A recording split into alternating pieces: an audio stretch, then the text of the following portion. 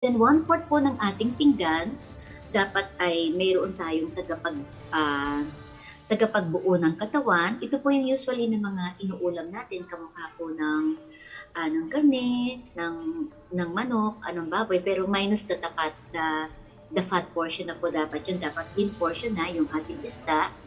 And then yung another 1/4 po, yung ating mga grow foods or yung mga energy giving foods or yung mga tagapagbigay lakas ng ating katawan. So, pagka titignan po natin yung ating pinggan, ano po ba yung mas madami? Baka mas madami yung mga carbohydrate food, baka yung ating kanin, instead na dapat 1 cup lang, mga 2 o 3 cup, o pwedeng 1 cup tayo, pero tatlong beses tayong sumasandok doon sa kaldero. So, ano po ba yung mas nagdo-dominate na pagkain sa ating pinggan? Dapat po tignan natin yun. More on dapat talaga mga green leafy vegetables and fruits din po. Yes, yung go, grow, and glow, ano po, yung dapat natin na ilalagay. Yes, opo. Ma'am Marisa, last question natin po, meron ba tayong parang pangkalahatang programa para doon sa ating obesity awareness and prevention program? Yes, meron po. Una po sa national government. Ang Department of Health po, meron tinatawag na Pilipinas Go for Health. Ano po yung for na go nila? Go smoke-free, ibig sabihin, abstain ka talaga sa paninigarilyo. Go slow sa tagay, ibig sabihin, drink moderately. Go sustansya, so kumain ka ng masustansyang pagkain. And go sigla, ibig sabihin nun, be physically active. And then, ang National Nutrition Council naman po ay umaagapay sa Department of Health in the form of pagkukonduct ng mga nutrition counseling, o especially do sa first 1,000 days of life, promoting yung exclusive breastfeeding, at saka yung kahalagahan ng pagbibigay ng tama, sapat, at malinis na mga complementary food or karagdagang pagkain sa mga sanggol na dapat na ibigay pagtungtong 6 na buwan. Ngayon, ipagmamalaki ko po yung programa naman ng aming City Government of Pasig. Unang-una na po, to be physically active. Ang City Government of Pasig po ay nag-establish po ng mga indoor and outdoor na mga facilities na para maging physically active ang mga mamamayang Pasigueños. Sa Pasig City Hall itself, we have a fitness gym na pwedeng magamit po ng aming mga empleyado, at meron din po sa Ray Park, meron doon ng physical fitness gym po. Ngayon, sa lahat po ng mga barangays, meron kami mga covered courts, meron din po mga multipurpose hall, kung saan ang mga barangay residents ay pwedeng doon sila mag-conduct ng mga Zumba exercises nila. Meron din po mga basketball courts, and then meron po mga ilang barangays namin na meron mga playgrounds for children. And then, when it pertains naman po sa mga nutrition counseling, ang aming opisina po ay nako-conduct ng mga nutrition counseling for patients with non-communicable diseases, and this includes yung mga patients na overweight and obese. And meron po kaming social media platform. Meron po kaming yung Facebook page, yung Pasig City Nutrition Committee, and I am inviting everyone to visit our page kasi from time to time, kami po ay nagpo-post doon ng mga infographics, ng mga social media cards, ng mga videos to educate and to reach a wider segment ng aming population.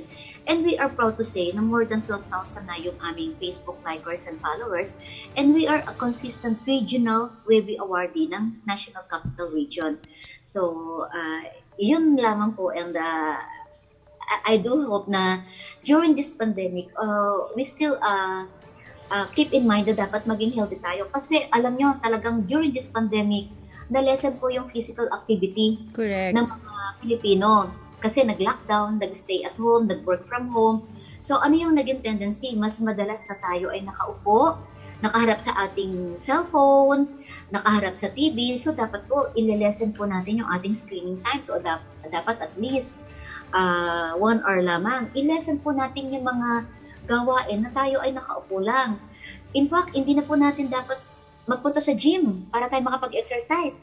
Even right inside our home, pwede tayo mag-exercise. Yung pong mere paggawa natin ng mga household chores, pagwawalis, paglalampaso, paglalaba, pagpaplansya, this is a form of physical activity. So, wag po natin gawing reason na, sarado, mga gym, bawal. No, even right inside your home, you can be physically active. Yes, correct. At kumbaga, kinakailangan lang talaga na mas maging disiplinado tayo at mas maging Yes, masigasig at lalong sa malakas ang pag-exercise. self-control. Yung Yes, correct. kasi nung nakita ko po sa mga social media, ang dami pong naglabas ang mga pagkain na ginaya natin kung paano lutuin, yung mga dalgona coffee, mga baked sushi. Eh syempre wala tayong magawa. Tapos nag-resort tayo dun sa mga food deliveries na hindi po natin alam kung paano nila niluto yon. Correct. So I'm encouraging everyone na as much as possible, Home-cooked meals. Dapat, yes. po natin yung pagluluto sa bahay kasi mas makokontrol po natin yung paggamit ng mantika. Correct. And would you know na ang bechin po ay mayroong hidden salt. Yes. Maalat ang bechin, but it contains hidden salt. So, Correct. Opo. So, kailangan talaga ng healthy eating at pagkatapos tamang diet at saka talagang araw-araw kung po pwede lamang na exercise, consistent na pag-exercise. Ano po? Ma'am Marisa, maraming salamat for giving us your time.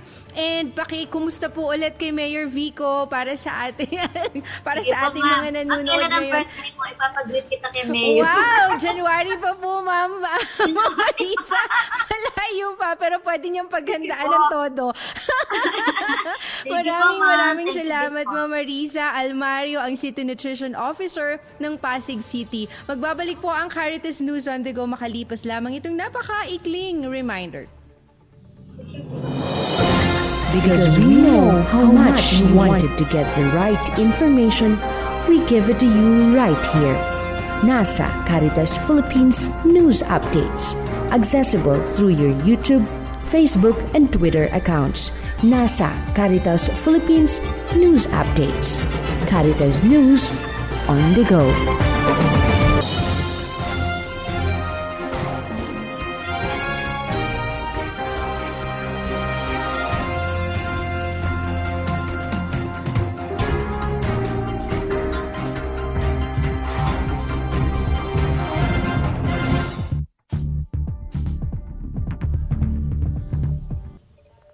Good morning once again. This is Caritas News on the Go. And at this point, we are joined by one of the most promising youth leaders in the country, a Global Teen Leader Awardee of the We Are Family Foundation and founder and chairperson of the ASEAN Youth Advocates Network.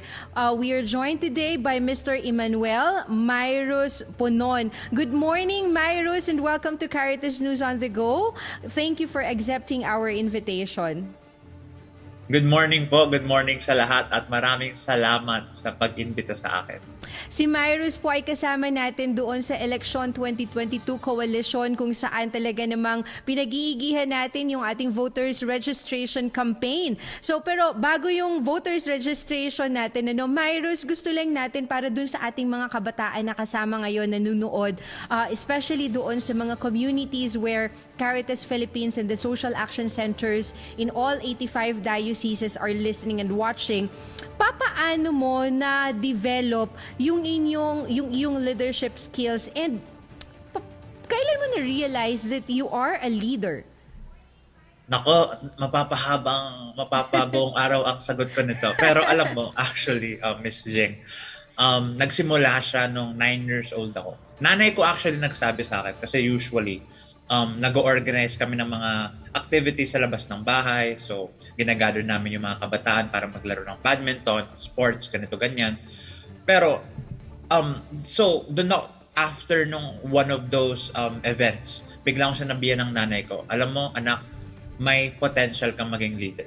Pero yung sa service naman, nakita ko siya nung sa una naming bahay kasi nung pagkalaki ko, kasi lumaki ako sa Paco, Manila. At we were just renting at a home there and we were surrounded by people that needed help, that were vulnerable. If alam natin ang Paco, laging nagkakasunog. Pero despite us trying our best to make a living for ourselves, nagbibigay pa rin kami. And so that is what actually made me inspired and motivated to volunteer kasi may nangangailangan. So yung nagiging tanong ko lagi sa sarili ko is, kung walang gagawa, sino? And so yun yung lagi kong sinasabi sa sarili ko. And over the years, feel ko ang naging mantra ko is to really become a servant leader, to be a servant first. And so I was a follower. Wala akong leadership position only until senior high school. And so I think my story and my leadership journey has been unconventional. Nakakaiba siya. Maraming may tingin, no? Naging leader ako ever since. Pero for me, everyone can be a leader. And it doesn't differ regardless of ano yung journey mo. I really encourage sa lahat ng kabataan dito na it's okay to be a follower, it's okay to be a leader. What you should have first is the intention, the right intention, which is dapat genuine, totoo, at para sa tao, para sa iba. Thank you for mentioning that and also for saying na nagsimula ka also for doon sa volunteering, ano, kasi yung leadership potentials naman natin ay talagang nakikita once you become first a volunteer. Pero ngayon, I'll jump na doon sa eleksyon, ano. Ang daming mga nangyayaring negative sa ating bansa sa Pilipinas, especially with the pandemic. And para sa mga kabataan, kung minsan nagiging very passive na lang tayo doon sa mga nangyayari, ano, parang bahala muna kayo dyan, hindi pa namin time. Parang ganun yung sinasabi natin, ano. Pero how important ngayon yung mangyayaring 2022 election para sa mga kabataan, especially that when in the Philippines we are saying that there is already like a longest generational poverty, 'di ba? So papaano natin ito po pwedeng tugunan sa pamamagitan ng eleksyon? Siguro no, ang in this world kasi ang feel ko sobrang ginagawa na natin komplikado. We're becoming so complicated na we tend to forget what the simplest things are. One of which is the election, which we have known is our biggest civil duty, civil right. And as much as I am here campaigning on the ground to make sure that people vote, ang pinapakita ko, what I try to do is to see the practicality of their vote. And the reason of this are things that we are experiencing, the pandemic. Connected yan sa election. Gusto mo pa bang magkaroon ng ganitong pandemya? Do you want to experience what we're experiencing right now? And the answer to that, of course, is ayaw na natin. Pero the contrary to that, which a lot of people end and stop, is to act upon it. And the simplest way to act is on the election. And so, we know the generational gap, we know the current stigmas that are present, pero yun nga, we can make a difference. May magagawa nga tayo. And nagsisimula yan sa eleksyon kasi yun yung magiging boses natin sa pagiging responsableng Pilipino para rin sa kapakanan ng iba. Lagi ko itong sinasabi, ang boto natin ay hindi lamang para sa atin, it's actually more dedicated to those that need it the most, the vulnerable, the voiceless. And so, alam ko marami hindi pa rin nakaka-sink in yon sa karamihan, and so talagang ang pagiging exposed and ang experiential way na pakikitungo sa mga kabataan for me ang makakapagbigay ng spark na rin sa kanilang mga minds and hearts, hopefully. Thank you so much for parang putting that into the surface, ika nga, 'di ba? Kasi talagang parang kung minsan ang nangyayari sa atin is nagiging masyadong individualistic yung pagtingin natin dun sa eleksyon. What do I gain from voting? Parang palaging yun yung sinasabi natin, and we are actually forgetting that we have the whole country to think about. Naalala ko the last elections that I voted, ang sabi ng anak ko sa akin is, "Mommy, don't ever forget you have to vote for me, not for yourself only." So parang ganun palagi yung dapat nating gagawin. Pero there are so many issues and concerns that we have in the Philippines at the moment. Sa isang kabataan and for a youth leader at that, ano yung mga issues natin na dapat na ipa-prioritize? Kumbaga, pag ikaw yung tatanungin, ito yung roster of candidates natin for the next election, ano yung dapat natutugunan nilang mga issues? Number one, of course, is addressing the pandemic. Yan yung magiging biggest necessity na atin. Marami pang issues na kailangan. Of course, we have human rights, the well-being of people, rights of the farmers, and a lot of impoverished sectors. Maraming problema, mahirap maging presidente. Maraming kailangang pagtugunan. Pero kaya yan isa-isahin. Kailangan lang bigyan ng focus at prioridad. But of course, now is yung pandemic because yung economic, lahat ng factors when it comes to the development of the Philippines is in jeopardy. And so as a development studies major, inaaral ko yan ngayon, and I hope to be a development practitioner someday. And it's to really solve all these multi-sectoral problems. And it's a structural process, diba? It doesn't happen overnight. And so what I would expect our politicians is actually anchor our leaders when it comes to the 2030 agenda, to the sustainable development goals. We want to ensure na walang may iwan, na all Filipinos progress and continue to move forward as one.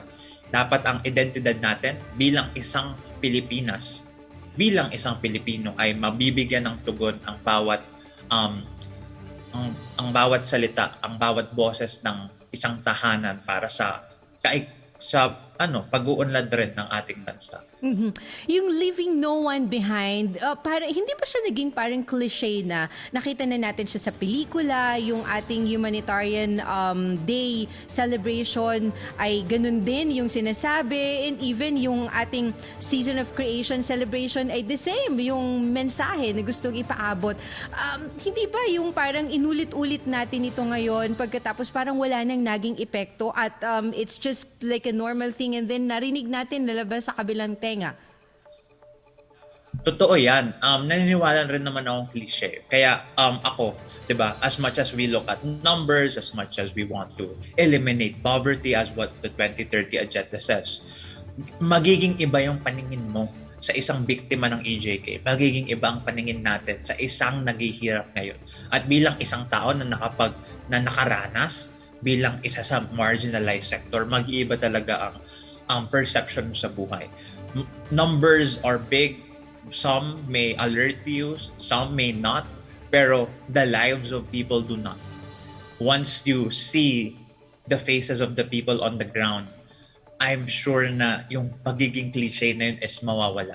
So, importante that we immerse, especially the kabataan, we immerse ourselves with what is really happening. Kasi kung hindi, yung parang nangyayari, tama ka na numbers are just parang mathematics, ayaw nating pag-usapan.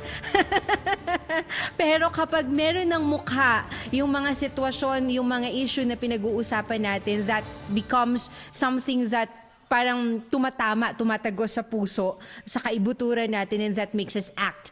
And how do you, ikaw bilang Myrus, how do you keep on being hopeful and being optimistic during this time of pandemic? And how do you share it with your network of mga youth leaders and then youth groups? Para at some point, we are hoping also that these would parang ripple doon sa eleksyon sa 2022. What I would always say, ang lagi kong sinasabi sa mga kasamahan ko or pag binibigyan ako ng pagkakataon na magsalita, is to reimagine hope. Let's reimagine hope for the better. Kasi may bukas pa. Diba? Cliché na naman siya, pero totoo siya.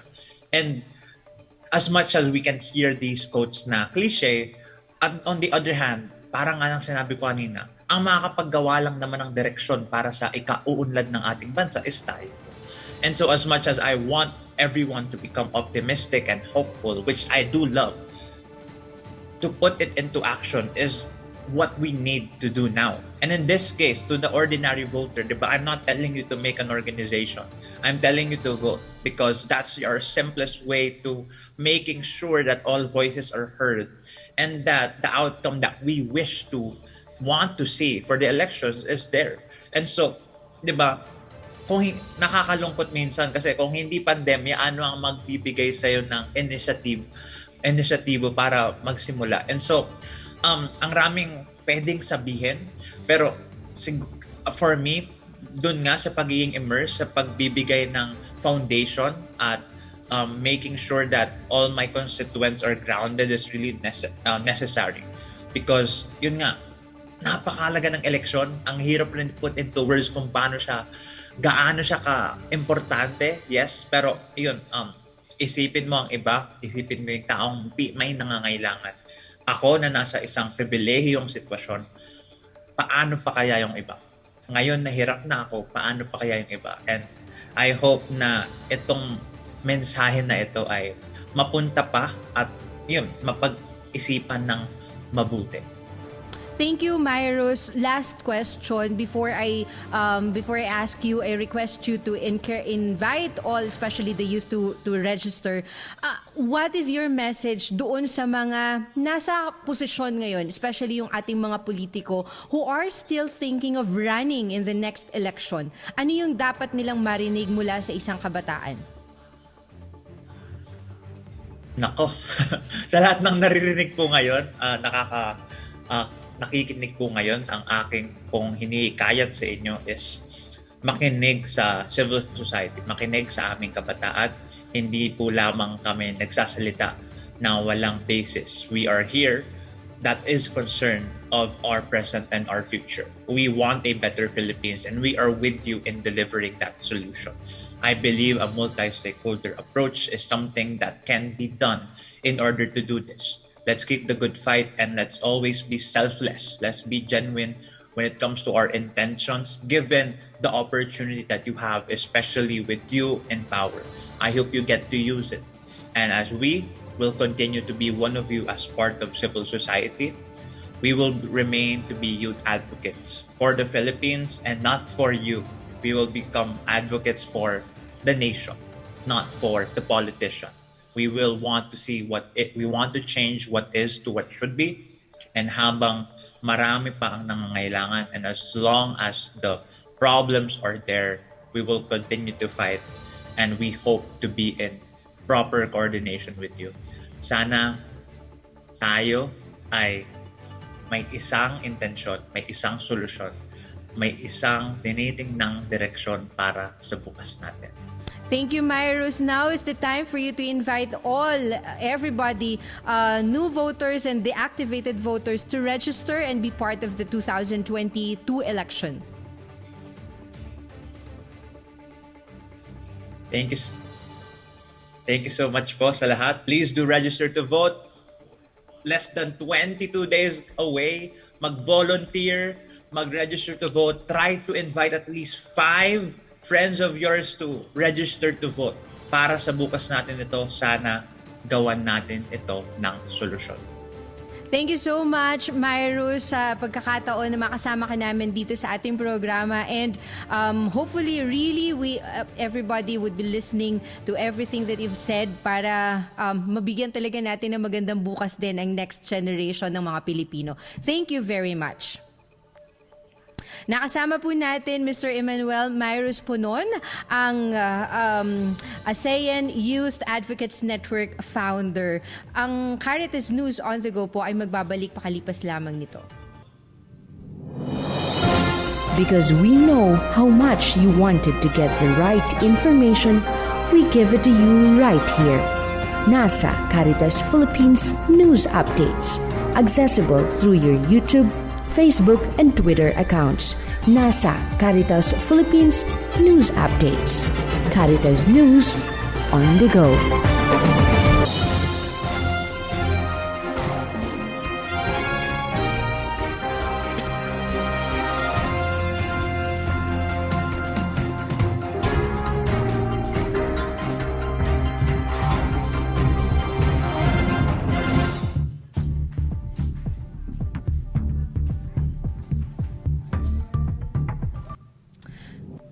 This is the last portion of our program. We would just like to invite everybody to pitch the Abraham's Tent in anywhere that you are. So there is a challenge going on, especially at the social media. Pero sana po ay hindi lamang ito pang social media, pang Instagram at pang Facebook. Pitch your Abraham's Tent now and within the Season of Creation celebration until October 10. That's the IP, Indigenous Peoples Sunday. Para po naman mas angat natin, mas maipalaganap natin yung ating hindi lamang yung Season of Creation celebration activities, but more so yung ating awareness at ang tunay, konkreto na pagsasagawa ng mga activities and programs to really care for our common home. So pitch your Abraham's Tent anywhere you are in the world and put them, share with them in our Facebook pages, especially po sa CBCP National Laudato Si program Facebook page, so that we would know how many of us have already pitched our tents, our Abraham's Tent. Sumabay po tayo sa sa social media event nito or sa inyong mga lugar, especially sa ating mga diocesan social action centers at sa ating pong mga ecology desk at ecology ministries. Mamayang hapon po at 3:30 in the afternoon, we would be having this is the official launch of the Season of Creation celebration. So please watch over our Facebook pages at Caritas Philippines, the CBCP National Laudato Si program at sa iba't ibang mga partners natin sa kanilang mga Facebook pages. Maraming salamat. Thank you for watching. I am Jean Ray Henderson and this is Caritas News on the Go. Because we know how much you wanted to get the right information, we give it to you right here. NASA Caritas Philippines News Updates. Accessible through your YouTube, Facebook, and Twitter accounts. NASA Caritas Philippines News Updates. Caritas News on the go.